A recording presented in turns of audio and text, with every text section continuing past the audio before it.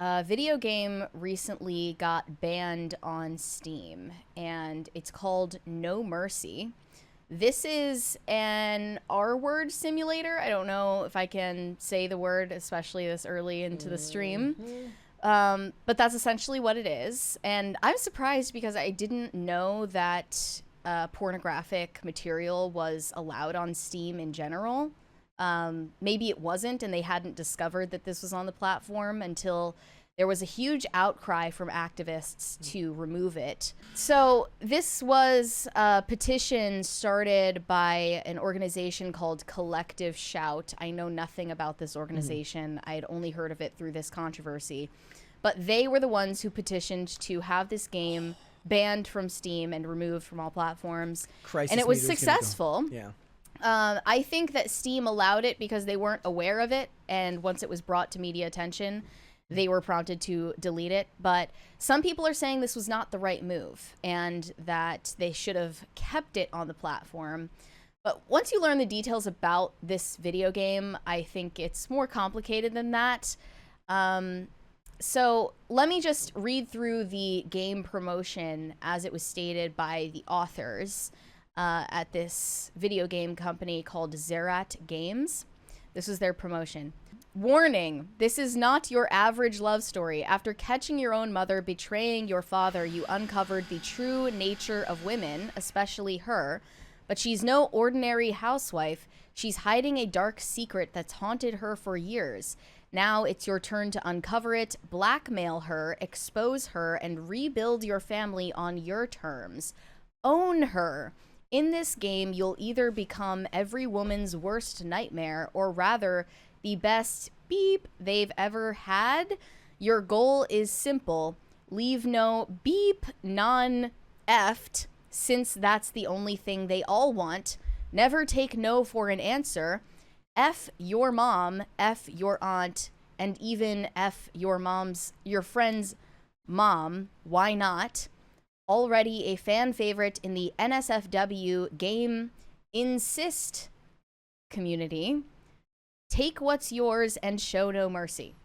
Yeah. So I think you get the premise of the game just from that description alone, and why there was an outcry to have it removed and not be accessible, especially to under 18 users on Steam. Yep. It was labeled as 18 plus, but the trailer for the game and the game itself was still accessible to minors on the platform.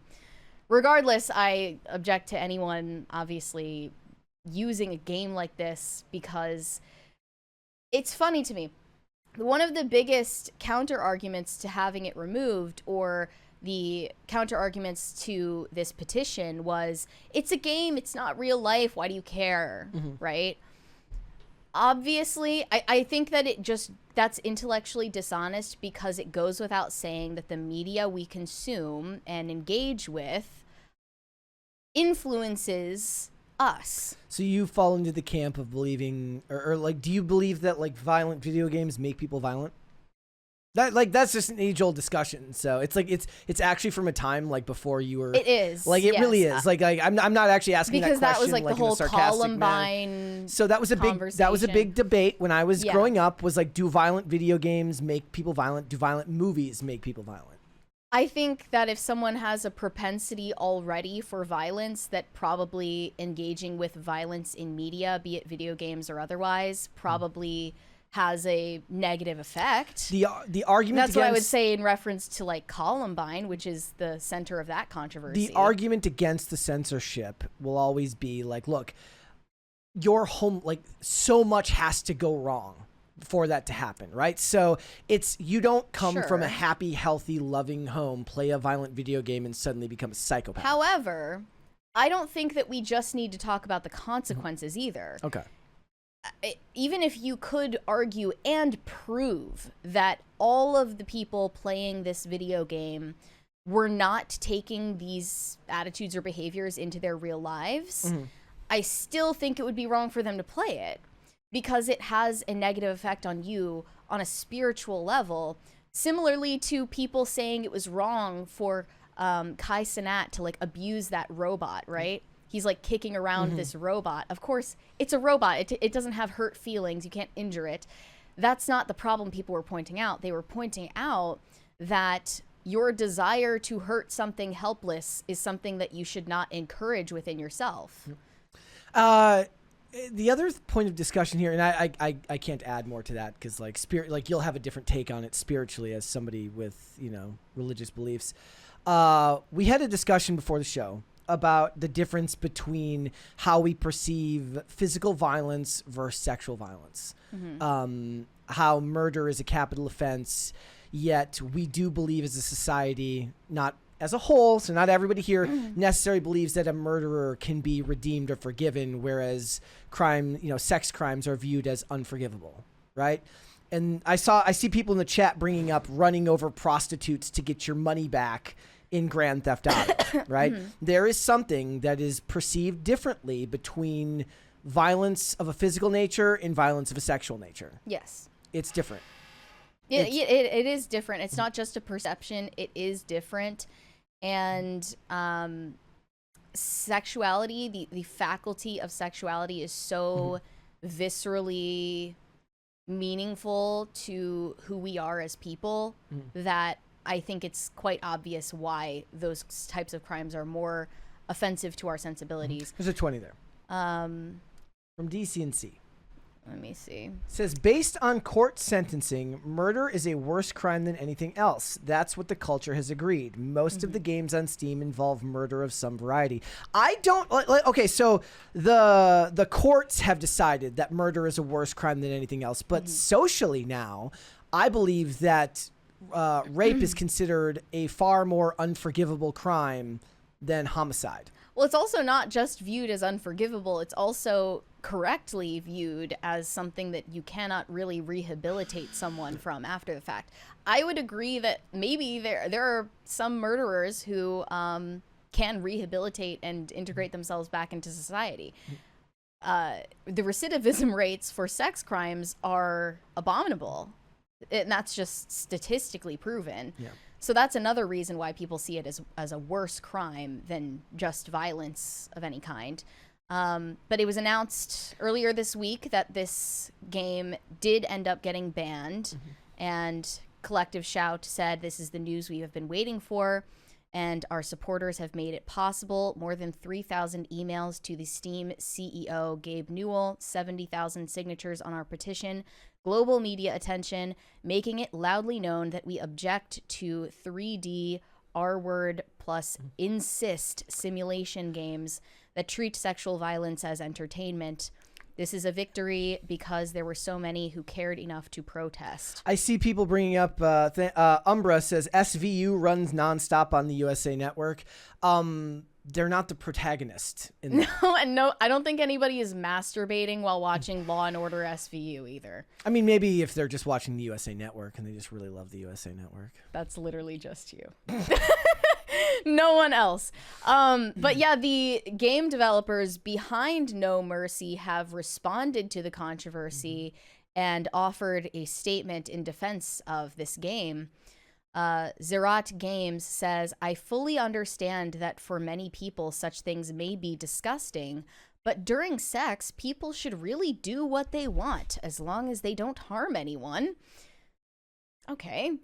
If after reading our statement you still believe that such a game should not have been created, we would like you to be a bit more open to human fetishes that don't harm anyone, even though they may be disgusting to you. This is still just a game, and although many people are trying to make it into something more, it remains and will continue to be a game. So they're using the don't kink shame argument. Right, but your kink is harming people. So no, their argument is no real people are being harmed. Their argument is that the characters are not real people, therefore it's not harming anyone. Yeah, my argument in response to that is both. This does influence the way that people think and behave because, of course, the media we consume influences the way we think and behave. That's why Hollywood exists, to condition people's thoughts and behaviors. But Not only that, just aside from that argument, let's throw that aside. Let's say that the media we consume has zero effect on our thoughts and behaviors, which is obviously idiotic. I do think that playing this game without bringing these behaviors into your real life, which hopefully is the case for most people using it, is still detrimental to you on the level of your psyche, and it's a self-harm to play a game like this, to watch pornography, to needlessly coarsen your soul this way. That's my argument against it. But that's not going to resonate with people in a secular culture where everything is okay as long as it's not harming anyone. We don't have an agreed consensus on what harm is, which is why that argument falls flat every time, in my view. So, yeah, that's all I have to say. I would say that even in the world of secular belief, like a lot of people are like, look, we've spent a lot of time normalizing stuff. Like maybe it's time to not normalize so often. Yeah, let's normalize less things and let's stigmatize more things. I'm generally on that side of whatever argument. I would be interested to know, guys, you should share down in the comments where at whatever point you're getting into this episode, your thoughts on this one. Because I imagine that from a religious perspective, you're going to have a lot more self-assurance about what you believe the right move is here from as opposed to people who may not have a religious underpinnings to their belief system. I want to know what your take is on this argument against removing the game. It has nothing to do with the ethics of playing it. One said, nobody had ever heard of this game before, and now it's going to receive thousands or hundreds of thousands of extra downloads when it's published on a different site. Is that the Streisand effect? They're saying it's getting Streisand effect. I mean, that's true. I objectively agree with that. I think that if it remained obscure and nobody talked about it, it would have reached very few people and then it would have just stayed in the bowels of the internet. But now, because it's getting all this coverage, it's going to reach farther and wider than it ever could have if they had just left it alone. I'd imagine that the people who petitioned for its removal would simply say that this means less money is going to the people who created it, which is true. Thanks for watching. Listen to full episodes of Pop Culture Crisis on Spotify. Keep up with us on social media and make sure you subscribe and ring that bell so you never miss the show. Bye, guys.